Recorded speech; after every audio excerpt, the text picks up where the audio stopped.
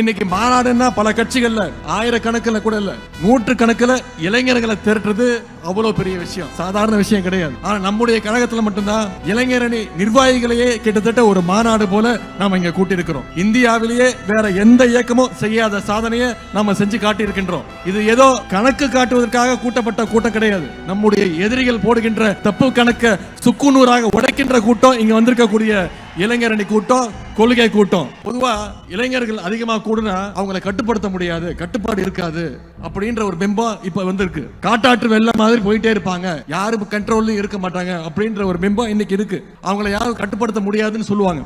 ஆனா நம்முடைய கழக இளைஞரணியினர் அப்படி கிடையாது, மிகுந்த கட்டுப்பாடு மிக்கவர்கள் என்பதற்கு இங்க கூடியிருக்கக்கூடிய இந்த கூட்டம் சாட்சி. கட்டுப்பாடு இல்லாம 1 லட்சம் இல்ல 1 கோடி இளைஞர்களை திரண்டாலும் அதனால யாருக்கும் எந்த பயனும் கிடையாது.